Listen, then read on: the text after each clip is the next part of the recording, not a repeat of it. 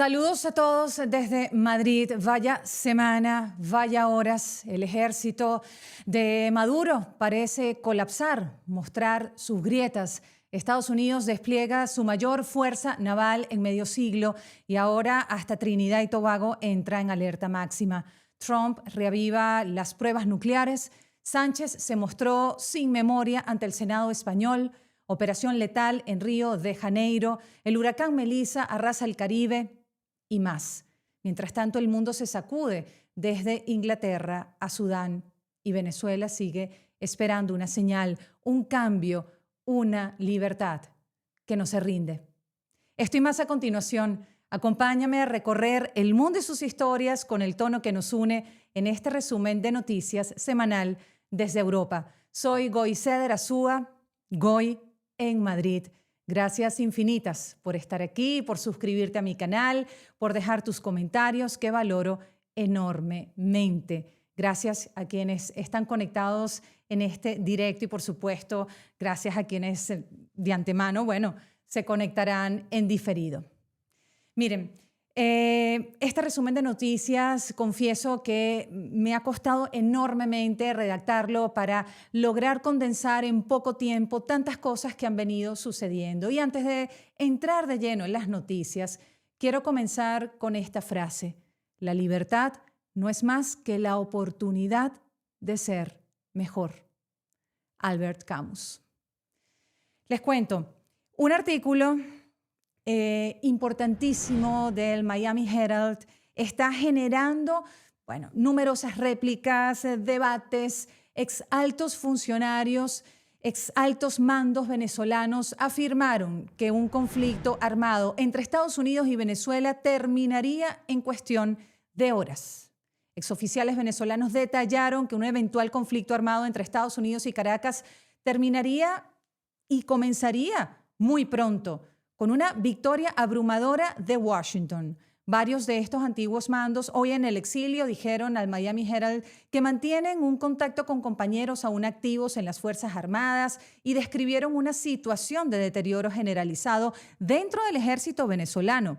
Según la investigación del Miami Herald, que publica el Nuevo Herald en su versión en español, que aquí se las voy a publicar, habla que el ejército venezolano apenas funciona el 35% de su capacidad. Solo 22 cazas Sukhoi podrían volar. La Armada opera con 3 patrulleros. No hay submarinos y la defensa aérea está al 20%. Resistir un ataque de Estados Unidos sería un suicidio, confesó un general en el exilio. Mientras tanto, Washington duplicó la recompensa, como sabemos, de Nicolás Maduro a 50 millones, desplegó en el Caribe el portaaviones USS Gerald Ford, drones armados, cazas F-35, es decir, oficialmente la misión de combate al narcotráfico está allí, pero analistas creen que se apunta a asfixiar al régimen de Maduro y al cartel de los soles mediante operaciones selectivas, sino una invasión. Este artículo que, como digo, ha sido muy comentado en las redes sociales, pues destaca que Venezuela es un país con uniformes, pero sin ejército, y que Maduro pelea contra su propio derrumbe. Importante, aquí no se menciona a María Corina Machado como líder del movimiento democrático, ni a toda esta, obviamente, masa de gente que es la diáspora venezolana, más de 9 millones de venezolanos. No, esto se omite porque el enfoque es estrictamente militar y geopolítico, centrado en la capacidad real del régimen frente al poderío estadounidense y no en la lucha democrática que libran los venezolanos. Por cierto, que en la revista Newsweek publican una imagen satelital del despliegue de buques de guerra actualmente ubicados a menos de 200 kilómetros en las costas venezolanas frente a la isla de La Orchila, una de las principales bases aéreas y de radar del régimen de Maduro. Se habla de que podría ser el preludio de una operación directa contra el narcotráfico estatal y las estructuras del régimen chavista. Pero ahora bien, de repente todo esto se desmonta con un mensaje del secretario de Estado de Estados Unidos, Marco Rubio, quien publicó lo siguiente. Aquí lo tienen. Este mensaje de Marco Rubio. Ahora bien, Dice, tus fuentes que decían tener conocimiento de la situación te engañaron para que escribieras esta historia falsa con relación a estas operaciones y esta escala en contra del régimen de Nicolás Maduro. Y esto es muy importante porque en las últimas horas se ha venido analizando, se han venido compartiendo numerosas informaciones con relación a lo que podría suceder en Venezuela en las próximas horas. Uno mismo está con el teléfono en la mano para ver si sucedió algo, pero sí es verdad que la información que se está manejando es cada vez más contundente, más directa. Por ejemplo, tenemos este mensaje también de María Elvira Salazar, la congresista republicana que, como ven, dice, Maduro quería una Navidad adelantada, pero Halloween siempre llega primero. Entonces, por un lado tenemos a Marco Rubio con este mensaje desafiando lo que se ha dicho en este artículo, y también tenemos a María Elvira Salazar con esto. Evidentemente, el gran peso en esta actuación lo tiene el secretario de Estado, pero sí es verdad que son momentos críticos a nivel informativo y por eso hay que mantener la pausa y esperar a lo que tenga que suceder. De acuerdo con una nota de Bloomberg, es que esto va, como dicen, creciendo. El presidente Donald Trump negó haber tomado la decisión de atacar objetivos militares dentro de Venezuela, contradiciendo un informe de los medios de comunicación que afirmaba que había dado su aprobación para el ataque. Y esto ya no es solo una información, una investigación, un artículo que se escribe, sino fueron las propias palabras del presidente norteamericano Donald Trump, que respondió no cuando los periodistas les preguntaron este viernes en el Air Force One si había tomado una decisión al respecto. Pero ojo con esto. Vamos a escuchar a Trump primero qué dijo con relación a este inminente ataque que podría hacer en las próximas horas. There are reports that you are considering strikes within Venezuela. Is that true? No. That you made a decision on that? No, it's not true.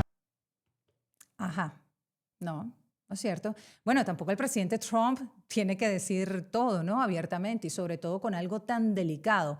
Pero pongamos esto en contexto que me parece muy interesante. Con relación a Irán, no sé si se acuerdan, a mediados de este año, pues el presidente de Estados Unidos negó que iba a dar el paso con este ataque a Irán. Esto fue un 19 de junio y resulta que el 22 de junio se produjo el ataque. Entonces, por eso digo, no hay que enfocarse tanto en lo que dicen, no dicen, que sí, que no. Bueno, hay que escuchar, hay que leer las noticias y hay que esperar. Nosotros no tomamos las decisiones. Vamos a ser testigos de esta transición que tiene que suceder en Venezuela y todo apunta, evidentemente, a el desmantelamiento de una gran organización criminal. Fíjense, en un artículo de The Wall Street Journal que me pareció interesantísimo porque se desmonta sobre todo esta narrativa del régimen que es que solo se busca el petróleo venezolano, que Venezuela no tiene nada que ver con las drogas, sino es que las cosas han cambiado enormemente desde el tema de la tecnología, el uso de los recursos y Venezuela como puente. Resulta que en este reportaje de The Wall Street Journal se revela el sofisticado entramado de redes que mueven las drogas desde América Latina hacia Estados Unidos y coloca a Venezuela en el centro del mapa, porque según la investigación, la demanda de fentanilo y cocaína en Estados Unidos pues, ha impulsado una maquinaria criminal que combina lanchas rápidas, narcosubmarinos, barcos de carga para evadir controles marítimos. Pero el detalle más alarmante está en el rol del régimen venezolano. El artículo describe a Venezuela como una plataforma clave para el tránsito de cocaína colombiana. Evidentemente tenemos que Colombia es el país con la mayor producción de cocaína del mundo y muchos argumentan, bueno, pero es que Venezuela no produce.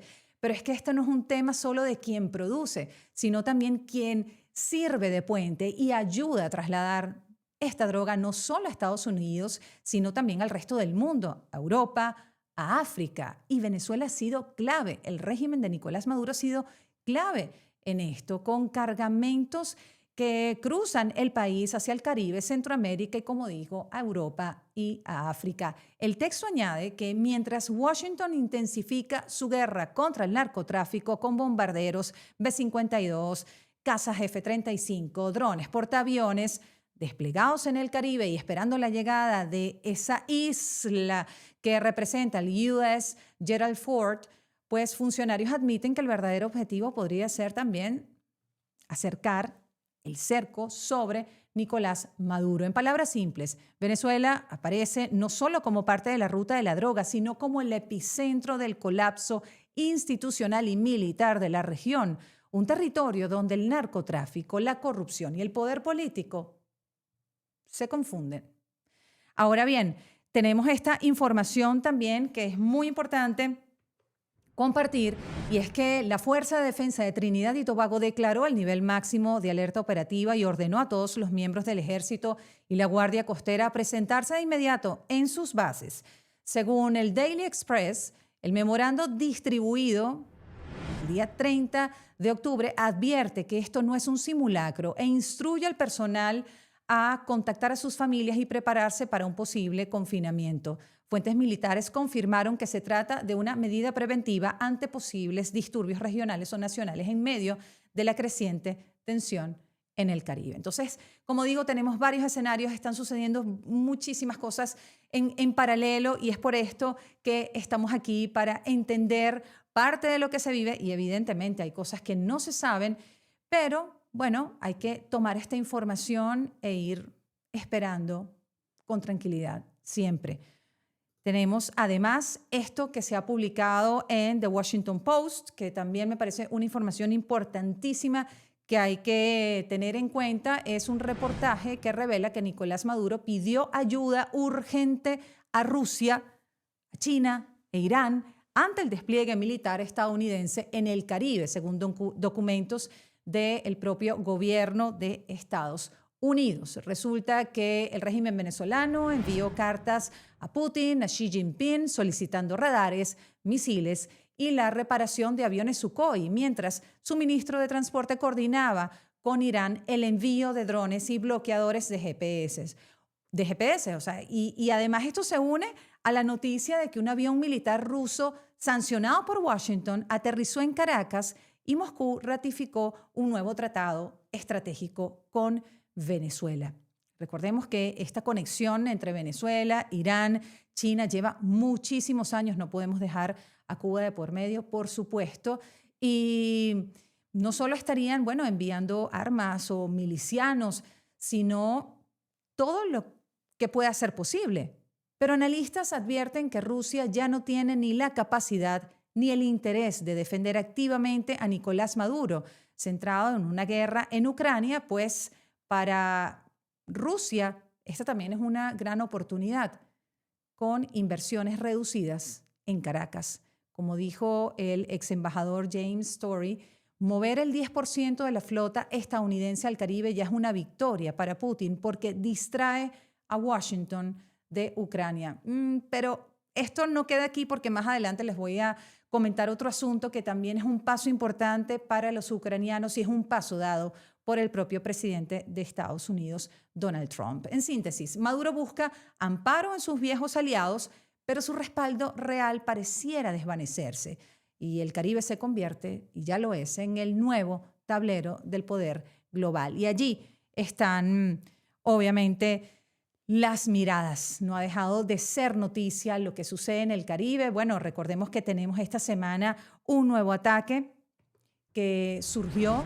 Se realizó una nueva operación en la zona este del Océano Pacífico contra el narcotráfico, dejando 4 muertos, sumando así 61 víctimas. Y en otros medios dicen que son 62. Y estas operaciones que empezaron, a principios del mes de septiembre. El secretario de Defensa, Pete Hegseth, insistió en que la operación se realizó en aguas internacionales y sostuvo que esa lancha estaba operada por una organización terrorista. En esta operación, que sería la número 12 vamos a decir así, que se ha conocido, no resultó herido ningún miembro de las fuerzas de Estados Unidos y esta operación se produjo al día siguiente de que Pete Hegseth, el jefe del Pentágono o el jefe del Departamento de Guerra, divulgó la mayor de estas misiones. Tuvo lugar el día lunes, consistió en 3 bombardeos que supusieron el hundimiento de 4 botes y la muerte de 14 personas. Allí el Departamento de Guerra seguirá buscando y eliminándolos donde quiera. Así lo han hecho. Recordemos que han sido muy contundentes en sus mensajes, han realmente abierto una nueva compuerta en esta comparación que se hace con Al-Qaeda y los cárteles de la droga. Un mensaje muy importante que está dando al mundo. Recordemos cómo terminó Bin Laden abatido por un comando de élite estadounidense en Pakistán en 2011 y que su cuerpo fue sepultado en el mar por decisión del gobierno norteamericano. Ahora bien, mientras tanto, el régimen venezolano intenta mostrar sus esfuerzos antidrogas ante este despliegue masivo militar. Y ya el cuento no se cree cuando escuchamos a algún miembro del régimen decir que ellos están luchando en contra del narcotráfico. Entonces, como digo, la situación realmente está muy caliente, muy compleja mediáticamente, porque vemos cantidad de analistas y gente y medios de comunicación que, dependiendo de la ideología, si van en contra de Trump, si son más progresistas, más a la izquierda, pues van evidentemente enfocados en suponer que estas operaciones están creando un daño en violaciones de derechos humanos, que quieren ir solo por el petróleo de Venezuela y obviando la gran crisis social, humanitaria que tiene el país. Ese es el punto más importante a rescatar, que esto no es solo un tema de recursos naturales, este es un tema de humanidad, de democracia y de que el país ya decidió su futuro y que hay un gran movimiento que está preparado para recibir ese país, para reconstruirlo. Fíjense, con relación a estas imágenes, también tenemos que desde las cuentas en redes sociales de el Departamento de Estado, los Navy SEALs, todos están comunicando toda esta fuerza. Este es uno de los videos también que se han compartido. Esto es un no parar. Estados Unidos quiere que el mundo sepa que está completamente dispuesto a que en el Mar Caribe, en estas operaciones, pues puedan desmantelar lo más que se puedan a estas redes criminales. Ahora bien, esto no lo está viendo bien la ONU, porque la ONU ha calificado de inaceptables los ataques de Estados Unidos contra las narcolanchas en el Pacífico, en el Caribe, tras una docena de operaciones que, como dije, ha dejado más de 60 muertos. El alto comisionado de Derechos Humanos, Volker Turk, denunció que las acciones violan el derecho internacional y podrían constituir ejecuciones extrajudiciales. La ONU exige a Estados Unidos poner fin a estos ataques y rendir cuentas por el creciente costo humano de su guerra contra el narcotráfico en aguas latinoamericanas. Ahora bien, como digo, ¿quién defiende a las víctimas por la actuación de estas organizaciones criminales? Porque aquí no son solo las víctimas directas por el consumo de drogas, sino a quienes matan en el camino, los extorsionados, los que han delatado, los periodistas que han denunciado, los policías que han participado en estas operaciones. Esto va más allá de, como dicen, no, es que en Venezuela, como no se produce droga, el fentanilo se produce en México con todos los recursos que envían desde China, que Venezuela no tiene nada que ver. ¿Cómo que Venezuela no tiene nada que ver? Si tiene una red de narcotráfico, es un gran puente. Y no solo eso, es una organización criminal que tiene secuestrado un país, que lidera un país y que se ha robado unas elecciones. Entonces ahí hay una gran diferencia y que está teniendo un impacto en la geopolítica de la región, en sus países vecinos. Tenemos también la información que fue noticia esta semana, pues el intento de estas negociaciones que se hicieron de sobornar al piloto de Nicolás Maduro. Esto lo publicó la agencia Associated Press y esto es importantísimo porque Bueno, esto se intentó hacer una operación para desviar el avión de Nicolás Maduro y permitir su captura en una operación encubierta que duró unos 16 meses. El agente identificado como Edwin López ofreció una fortuna al piloto a cambio de colaborar, pues también se le habrá ofrecido esos 50 millones, pero el plan fracasó. Algo así como lo que le hicieron al Mayo Zambada, líder del cartel de Sinaloa, que fue engañado diciéndole que iban a supervisar pistas clandestinas en México, pero en lugar de eso, el avión se desvió y aterrizó en Texas, donde fue detenido. Seguimos con más información. Esto, como digo, ha sido unas horas complejísimas. Tenemos, por ejemplo, aquí que el exfuncionario estadounidense y ex subsecretario de Financiación del Terrorismo del Departamento del Tesoro de Estados Unidos, Marshall Billingsley, dijo que la administración de Trump ha tomado la decisión de atacar instalaciones militares dentro de Venezuela, los objetivos que podrían ser atacados por aire en cuestión de días o incluso horas, que también buscan además decapitar la jerarquía del cartel. Más reciente, les cuento que Billingsley también, después de esta información, pues él publicó un documento de la Administración Federal de Aviación, que es este que les voy a mostrar, ¿ok? Que aquí lo vean un poco más ampliado, pues declaró aquí que el cielo de Ceiba en Puerto Rico, zona de defensa nacional, a partir del 31 de octubre de 2025 hasta el 31 de marzo, durante ese tiempo solo podrán volar aviones militares con permiso especial. Cualquier aeronave no autorizada podrá ser interceptada, sancionada o incluso derribada si representa una amenaza. Es una medida poco común que sugiere movimientos o maniobras militares importantes en el Caribe. Ahora bien, ¿qué nos dice la Premio Nobel de la Paz, María Corina Machado, en todas estas cosas que están sucediendo? María Corina ha tenido una agenda activa esta semana, bueno, la ha venido teniendo, pero sí es verdad, ha participado en importantes foros. Por ejemplo, estuvo en el Fortune Global Forum, una prestigiosa conferencia que reunió a líderes de las corporaciones multinacionales más grandes del mundo, realizada en Arabia Saudita. Allí dijo que Venezuela será la mayor oportunidad económica comercial en las próximas décadas, que está listo el país, que está listo el equipo para tomar el control. También dijo algo muy importante después de esa reunión, de esa famosa reunión entre el presidente de Brasil, Luis Ignacio Lula da Silva, en la gira de Donald Trump en Asia, coincidieron y recordemos que Lula se ofreció como mediador en el conflicto venezolano. Ahora está mostrando una cara amable y abierta, entendiendo que Lula ha sido más bien que ha ayudado a sostener al régimen de Nicolás Maduro. Y María Corina Machado le respondió sobre esa apuesta ahora de Lula de interceder. Vamos a escucharla. Bueno, en primer lugar, a mí me sorprende mucho este planteamiento, porque después de más de un año, con 5 rehenes que en la Embajada de Argentina, bajo protección de Brasil, el gobierno del presidente Lula no logró conseguir ni siquiera 5 salvoconductos. Después de 6 meses sin luz, no logró que pusieran un fusible.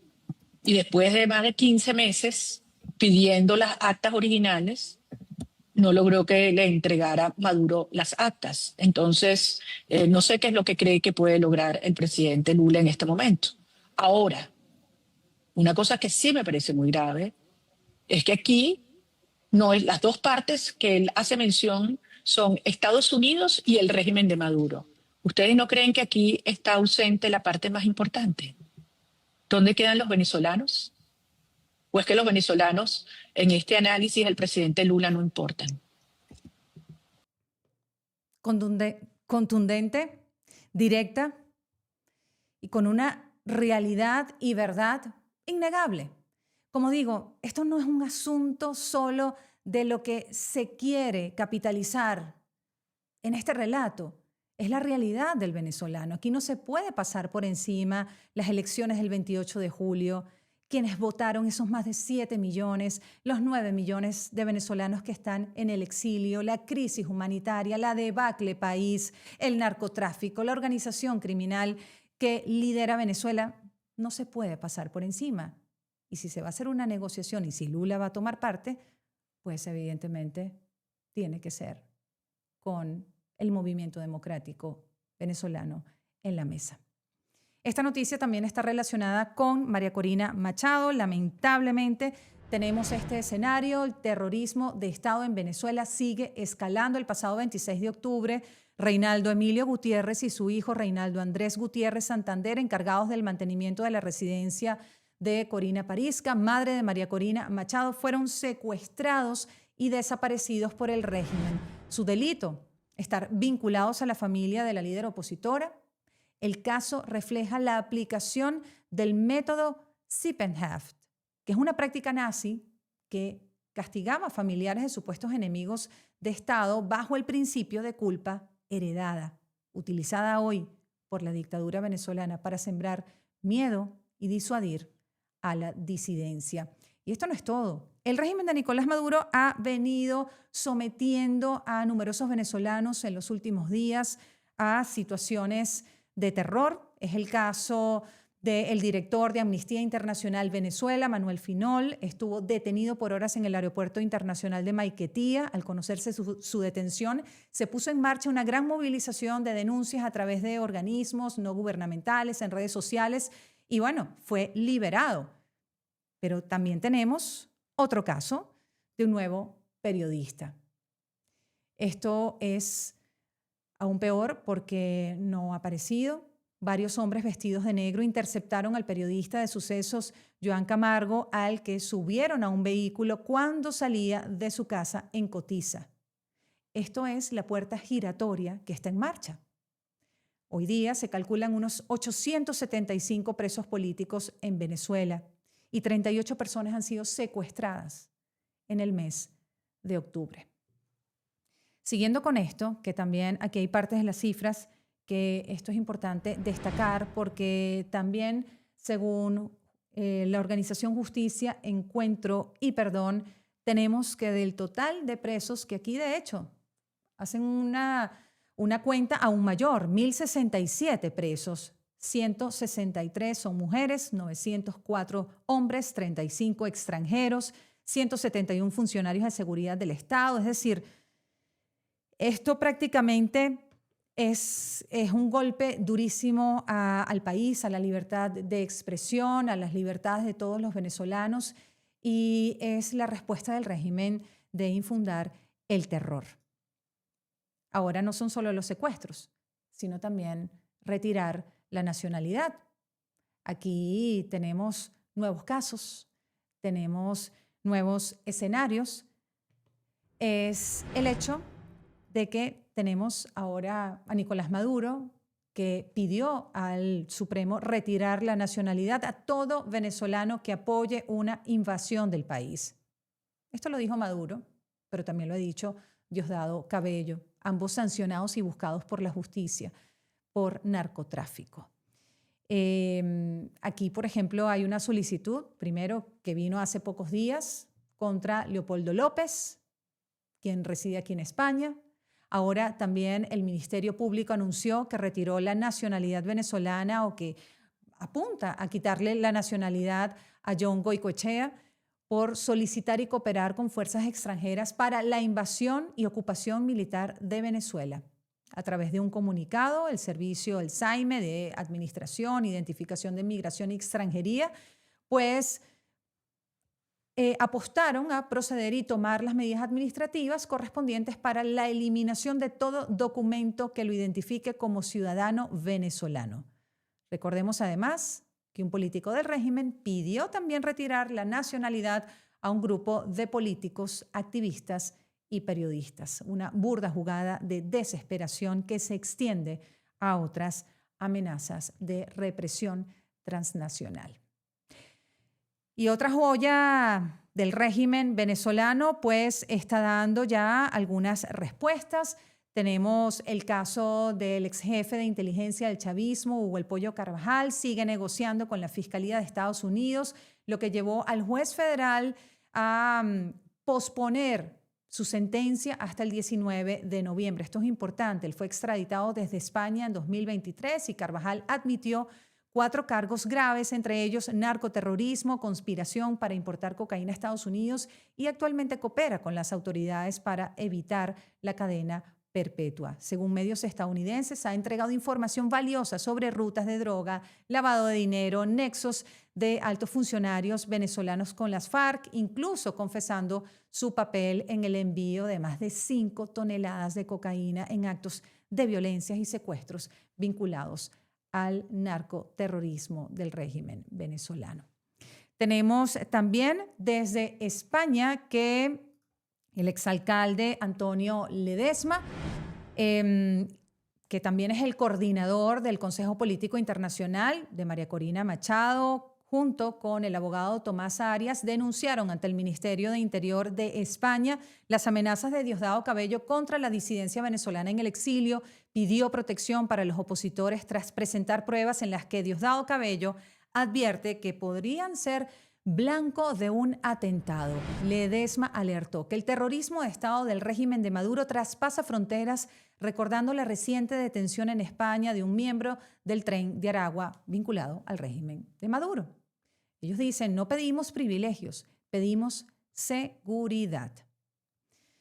Bueno, este bloque de noticias con relación a Venezuela, pues nos deja siempre con esta sensación de incertidumbre, también de sed de justicia, de libertad, y para eso estamos aquí, para abordar estos temas, para comunicar lo que no se puede contar dentro del territorio venezolano debido a la censura, a la represión, y este es un espacio seguro en donde ustedes, por supuesto, participan a través de sus mensajes, conectándonos. Me encantaría saber de dónde me escriben, porque es una manera también de entender cómo estamos aquí y, como digo, esa necesidad de compartir estos momentos tan importantes. Pero hay más noticias, hay más eventos que también ocupan espacios informativos que también nos tocan a nosotros. En este caso, bueno, por ejemplo, yo vivo en España y lo que está sucediendo aquí con el gobierno de Pedro Sánchez, pues es un asunto que hay que masticar, que hay que abordar, porque Pedro Sánchez compareció ante el Senado, ante la Comisión de Investigación, acorralado por los casos de corrupción que rodean a su entorno. Su esposa, Begoña Gómez, su hermano, su exministro mano derecha, José Luis Ábalos, que también fue secretario de organización del PSOE. También tenemos a Santos Cerdán, que es otro secretario del partido, vinculados a la famosa trama Coldo. Resulta que durante más de 5 horas el presidente de gobierno evitó responder con claridad y se refugió en frases como no me consta, no tengo conocimiento. Incluso cuando le preguntaron si Zapatero medió en el rescate de la aerolínea Plus Ultra vinculada al régimen venezolano, pues replicó, dijo, ¿que me conste? No. Defendió la inocencia de su familia, negó vínculos con los contratos irregulares de la pandemia, dijo desconocer las sanciones de Delcy Rodríguez, pese a que eran públicas desde el año 2018. Recordemos que aquí fue un caso polémico, el Delcy Gate, cuando Delcy Rodríguez pisó el suelo español en enero de 2020. A pesar de estar sancionada, fue recibida por el ministro José Luis Ábalos, ministro de Transportes, que es la cartera más grande del gobierno español. Y esto ha sido un no parar. Y Sánchez no sabía. En esas 5 horas, pues dijo que todo era un circo en el Senado. Y en lugar de aclarar los hechos, atacó al Senado y a la prensa, calificándolos de máquina del fango. Una comparecencia, sinceramente, llena de evasivas, contradicciones, que deja a Sánchez más cuestionado que nunca y a su gobierno bajo la sombra de la corrupción y la falta de transparencia. Tampoco podemos negar, pues, que la actuación, en este caso del Partido Popular, que es la mayoría en el Senado, pues también allí se generó una polémica porque decían que no había hecho las preguntas necesarias, que no dejaba hablar al presidente, pero esto no fue un partido del Real Madrid y Barcelona que ganó uno y perdió otro, no.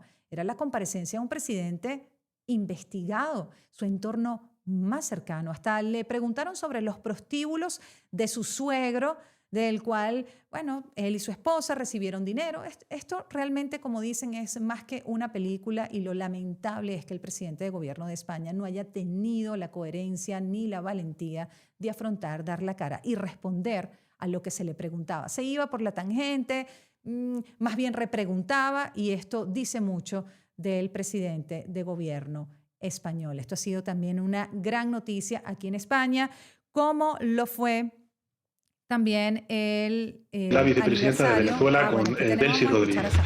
Lo que se produce es lo siguiente. Lo que se produce es una información que efectivamente me traslada el entonces ministro de Transportes, José Luis Ábalos, en la que, y además ha hecho público ese mensaje, por tanto no estoy descubriendo absolutamente nada, en la que me informa de la visita de la vicepresidenta de Venezuela a España.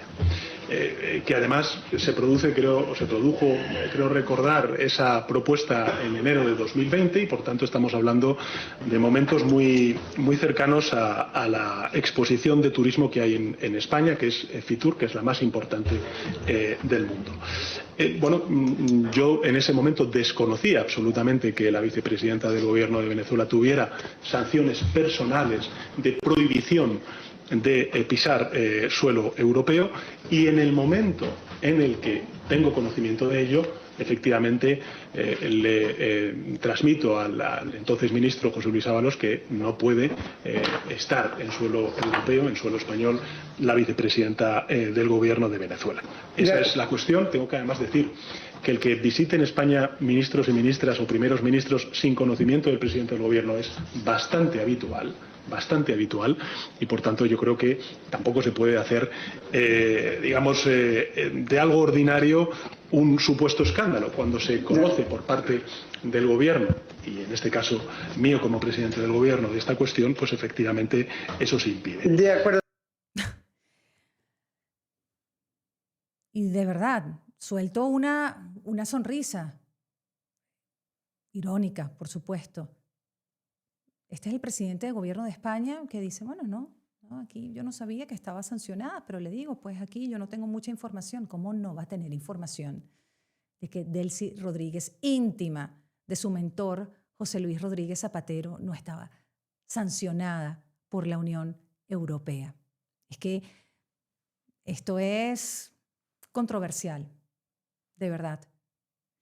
Pero bueno, más allá de esto, también España vivió un momento duro esta semana porque se hizo un funeral de Estado por el primer año de la Dana en Valencia, con 237 víctimas. Esto fue un evento devastador, un día de lluvia que jamás se nos va a olvidar, en donde las autoridades lamentablemente voltearon la cara, dejaron a la gente morir ese día. La ceremonia celebrada en el Museo de las Ciencias estuvo presidida por los reyes Felipe y Leticia, marcada por la emoción, la indignación, los reclamos de justicia de las familias afectadas. Tanto el presidente de gobierno Pedro Sánchez como el presidente de la Generalidad, Carlos Mazón, fueron recibidos entre abucheos por su gestión de la tragedia y su falta de coordinación durante esas horas críticas. Mazón fue criticado por asistir a un almuerzo mientras la catástrofe se agravaba, y Sánchez por responder con frialdad: si quieren ayuda, que la pidan. Un año después, hay más de 700 ascensores que siguen sin funcionar. Gente, señores, que en un año no han podido bajar, sobre todo adultos mayores en sillas de rueda, no han podido bajar del cuarto, sexto piso porque no funcionan esos ascensores. Hay muchas familias que no han regresado a sus hogares y las ayudas prometidas siguen sin completarse. Desde aquella noche, pues el país ha tenido una lección. Yo estuve allí y les puedo decir que ha sido una de las coberturas más duras que he hecho. por no solo lo que significó ese momento, esa catástrofe, el ver a la gente allí desatendida, intentando salvar cosas, y lo que más se escuchaba era que el pueblo estaba salvando al pueblo.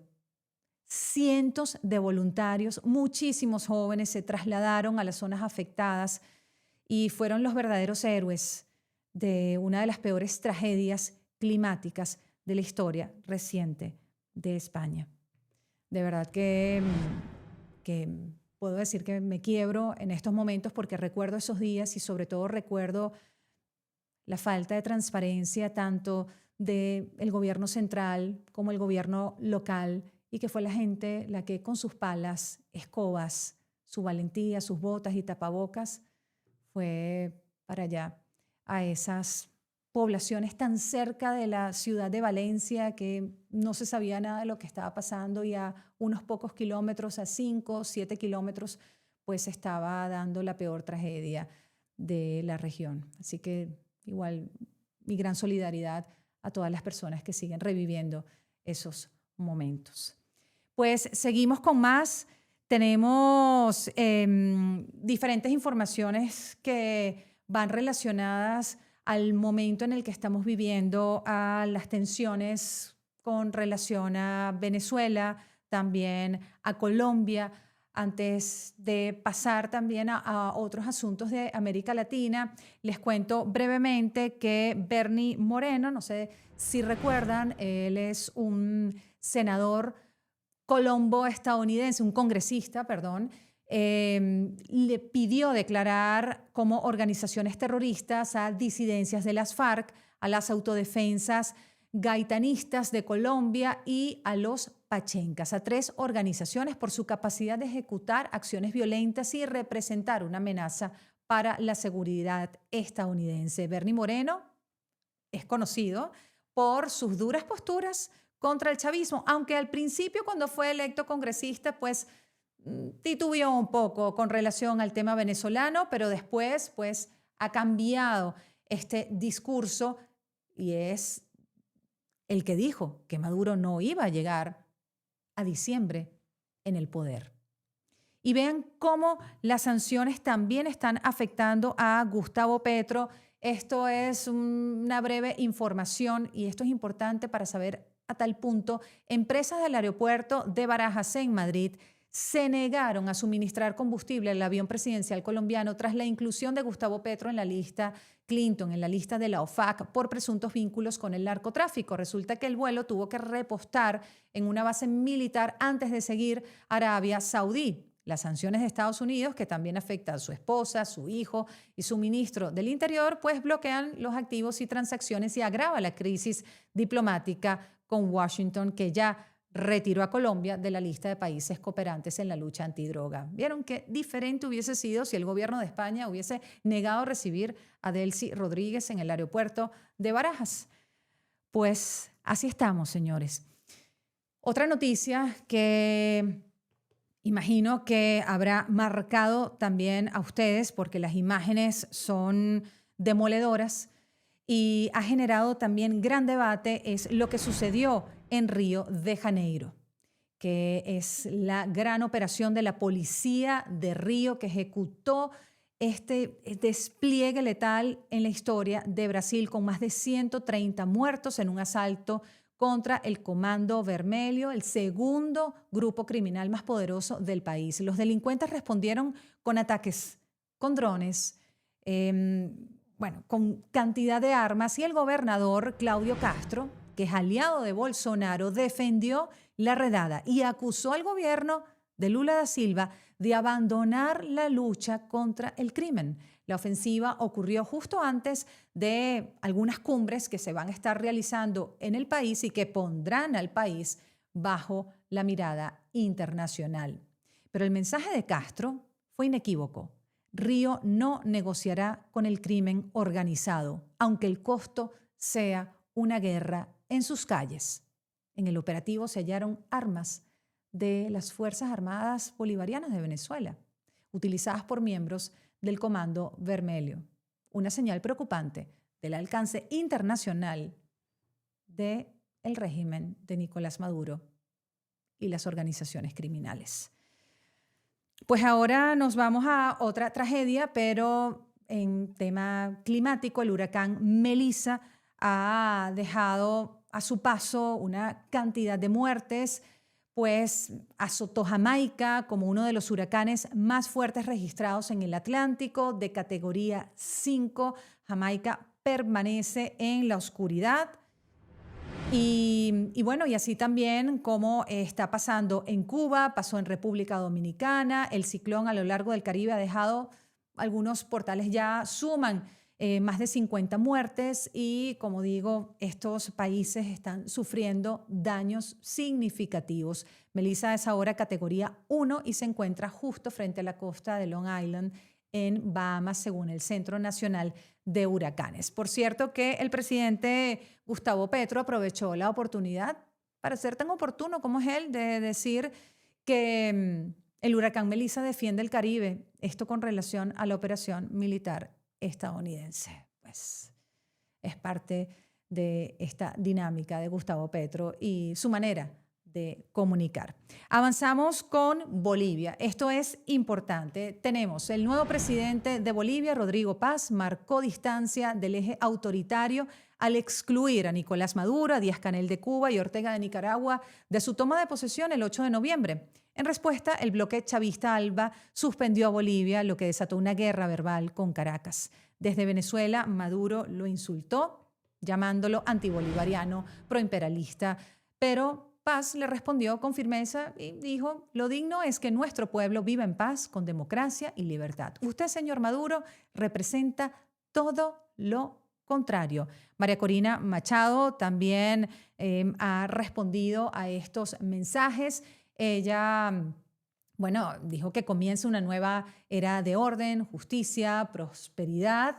Y esto también es importante por estas relaciones que se están tejiendo con Bolivia en estos momentos tan importantes. De hecho, tenemos a Rodrigo Paz nada más y nada menos con Marco Rubio en esta fotografía, ya que se encuentra en su primera visita oficial a Norteamérica, donde busca negociar el acceso a dólares, mantener reuniones con organismos multilaterales y, por supuesto, funcionarios de la administración Trump. Esto es lo que viene apoteósico. No sé si lo vieron, pero se hizo viral. A ver, escándalo en Perú. Por esa imagen. Pues resulta que la congresista Lucinda Vázquez, del entorno de Pedro Castillo, recuerdan, el presidente, profesor, del sombrero, pues fue captada recibiendo aquí una pedicure, haciéndole los pies. Pero quien se lo hacía es su asesor dentro de su despacho. La imagen se viralizó de inmediato y, por supuesto, reaviva el debate sobre la corrupción moral, el abuso de poder en el Congreso peruano. Vázquez, además, es investigada por corrupción y se convierte en símbolo del deterioro ético de una clase política que confunde el servicio público con el servilismo. Qué fuerte, ¿no? ¡Uah! Miren, vamos a otros asuntos también. Nos movemos ya a un terreno geopolítico más amplio con el presidente Trump, quien dio una notición porque después de más de 30 años sin pruebas nucleares, Donald Trump ordenó reactivar de inmediato el arsenal atómico estadounidense tras los recientes ensayos de Rusia y aseguró que Estados Unidos tiene más armas que cualquier país del mundo y busca igualar las condiciones con Moscú y Pekín. Su decisión rompe 3 décadas de contención y reabre el riesgo de una nueva carrera nuclear global. Y esta foto también ha dado la vuelta al mundo. Aquí, en Corea del Sur, Donald Trump y Xi Jinping sellaron una tregua comercial tras meses de tensión. Trump detalló que los aranceles a las importaciones chinas se reducirán del 57% al 47% al rebajar a la mitad la tasa de los aranceles vinculados al comercio internacional, sobre todo los precursores químicos del fentanilo, hasta dejarla en un 10%. Y China, por su lado, pospone un año sus restricciones a las tierras raras, Pekín mantiene un monopolio en el procesamiento de minerales raros y en las últimas semanas Trump había endurecido su control sobre las exportaciones de estos materiales. Pekín además se compromete a frenar estos precursores de fentanilo que llegan a México y, por supuesto, en México se va el fentanilo a los Estados Unidos. Una pausa estratégica en la disputa entre las dos mayores potencias del planeta. Un acuerdo que, según Trump, fue de máxima nota. Le preguntaron del 1 al 10 qué opina de esa reunión con Xi Jinping y él dijo que era 12. Ahora bien, nos vamos a otro asunto que también ha sido noticia, bueno, ya por varios años, casi 4 años va a cumplir la guerra en Ucrania y lamentablemente no hemos visto, vamos aquí primero con esto, no hemos visto un desenlace, pero como les dije al inicio, hay un paso más. Porque a pesar de que Trump dijo a principios del mes de octubre que preferiría no proporcionar los misiles Tomahawk a Ucrania porque decía que no querían regalar cosas que Estados Unidos podrían necesitar después para proteger a su propio país, resulta que el Pentágono dio luz verde a la Casa Blanca para proporcionar misiles Tomahawk de largo alcance a Ucrania, tras evaluar que esto no afectaría negativamente las reservas estadounidenses. Hablamos de misiles para atacar de manera más efectiva instalaciones de petróleo y energía en el interior de Rusia. Y Putin dijo hace unos días que prometía una respuesta muy grave si Ucrania usa los misiles Tomahawk en Rusia. Con esta frase dijo, que se lo piensen. Vamos a ver cómo escala ahora este conflicto tras la decisión de Estados Unidos de darle a Ucrania estos misiles. Ahora vamos a hablar de Gaza. No deja de ser importante este conflicto. El puerto de Gaza se ha convertido en refugio para familias que perdieron sus hogares en los bombardeos. También tenemos que Naciones Unidas destacó avances en la distribución de ayuda humanitaria. Esto es importante. Se dice que han entrado más de 1.200 camiones, unas 24.000 toneladas de ayuda humanitaria desde el inicio del cese al fuego. Por otro lado, tenemos a Israel que retiró sus fuerzas de las principales ciudades en Gaza, aunque también se denuncian bombardeos en otras regiones, pero aún controla alrededor de la mitad del territorio. Y de momento, con relación al acuerdo de los 20 puntos, que también incluye la ayuda humanitaria, pues está encallado el tema de la primera fase porque Hamás no ha podido localizar todos los cuerpos de los rehenes israelíes. Faltan 11 cuerpos por devolver tras la entrega el día jueves de otros 2. Por su parte, Israel entregó 30 cuerpos a los palestinos. Y hay algo que no sé si saben, una tragedia también que está sucediendo en Sudán. Esto a veces no es noticia, no se comenta, pero sí es oportuno porque es uno de los tantos conflictos que están hoy día activos y resulta que en Sudán una de las peores masacres en los últimos meses ha sacudido la ciudad de El Fasher en el norte del país, donde un ataque contra un hospital de maternidad dejó al menos 460 muertos entre pacientes, médicos, civiles.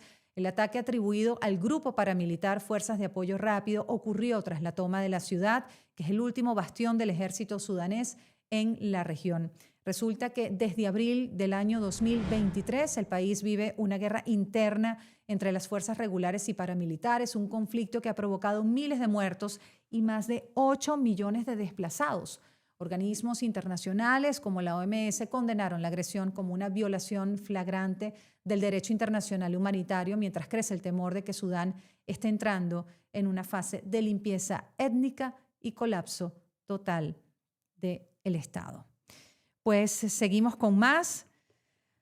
Me estoy extendiendo en este resumen. Discúlpenme si no es tan conciso como los demás, pero evidentemente ha sido una semana muy movida y no quiero dejar pasar informaciones que también son importantes y esta sobre todo para nuestra comunidad, porque fíjense lo que está sucediendo en Portugal. Esto seguramente les va a tocar a muchos de los que están allí. Portugal aprobó una de las leyes de nacionalidad más restrictivas de Europa, ampliando los plazos para obtenerla de 7 a 10 años, imponiendo exámenes de lengua y cultura, además de exigir independencia económica y no recibir ayudas públicas. El primer ministro Luis Montenegro justificó la medida diciendo que no queremos portugueses de ocasión. La ley fue aprobada con el 70% del Parlamento gracias al acuerdo entre conservadores. En cuanto a los venezolanos, pues les tenemos que el impacto quizás sería más limitado en comparación con otras comunidades, ya que gran parte de la comunidad venezolana en Portugal es luso-descendiente y accede por vía familiar y no por residencia.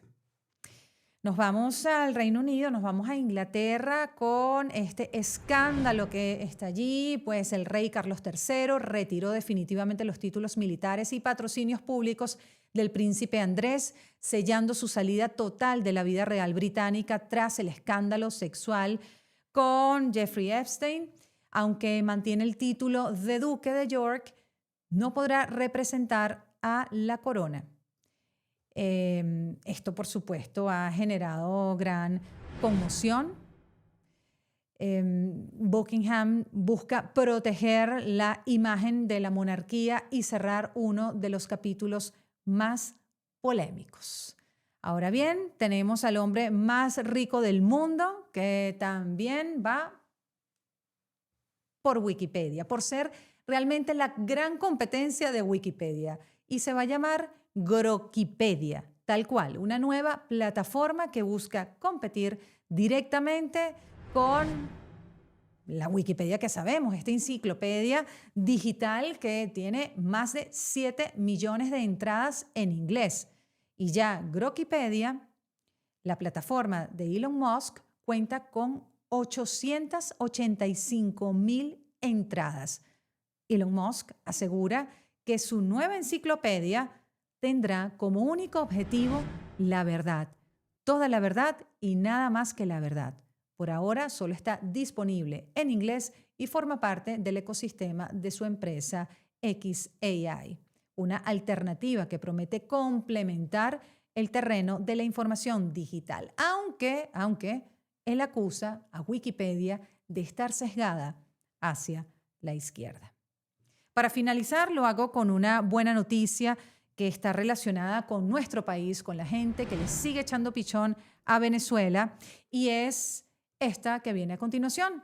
El Centro de Pensamiento Venezolano CEDICE, Libertad, fue incluido en la lista mundial 100 Think Tanks to Watch en el año 2025. Pues, ¿qué quiere decir esto? Bueno, estas son plataformas de conocimiento, de discusión, que reconocen a los laboratorios de ideas más influyentes del planeta. Y con CEDICE, esta organización que lleva años en los estudios económicos, pues destacan ese trabajo en la formación de líderes y la defensa de la libertad económica en Venezuela con programas educativos como el de Economía para Niños y Jóvenes, que ya ha formado más de 1.500 de ellos. Es la única organización latinoamericana dedicada al libre mercado, incluida en este prestigioso ranking.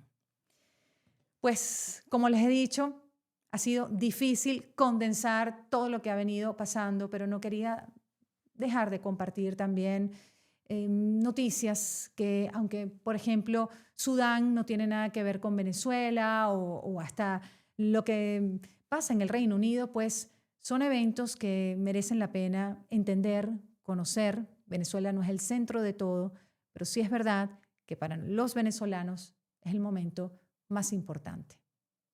Estamos a la espera.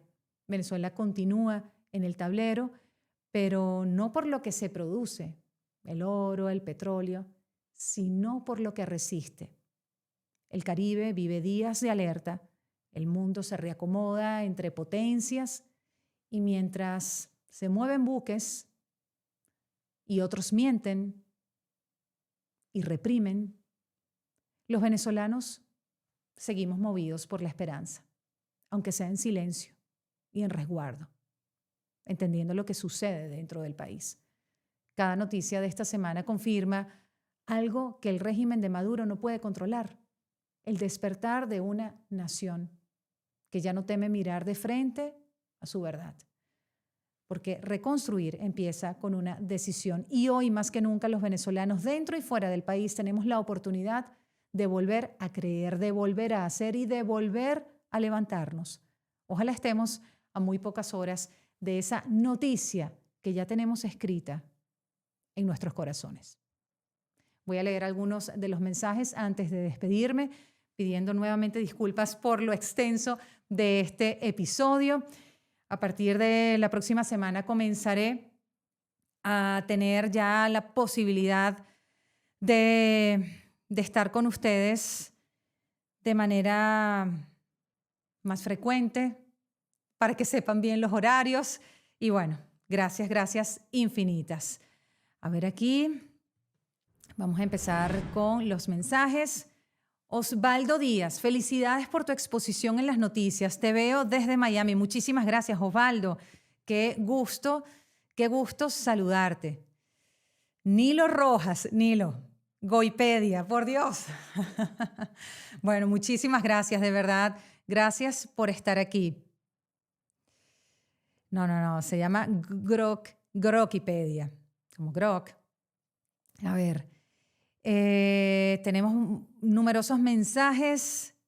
Miguel Duarte, extiéndete todo lo que quieras. Es un placer verte y escucharte. Muchísimas gracias, Miguel. Para mí también es un placer estar aquí con ustedes, créanme. Es una oportunidad tremenda de conectar, de entender, de aprender. Yo aprendo cada día, cada momento que me siento a elaborar esto, porque es la manera de decir cómo se lo cuento a mi gente.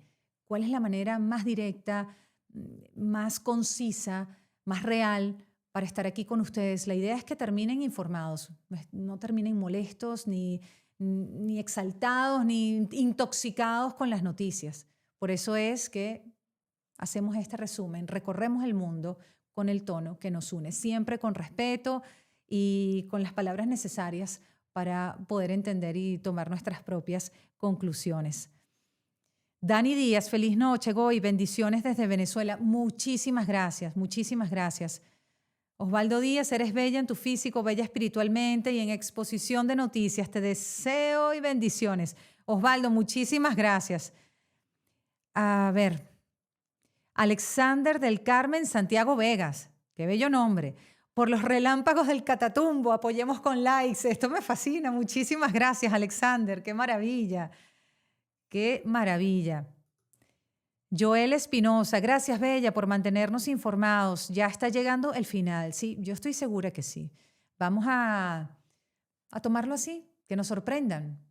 ¿Quién no se despierta en las mañanas? Lo primero que hace es agarrar el teléfono y ver qué está sucediendo. Bueno, así estamos todos, así estamos todos.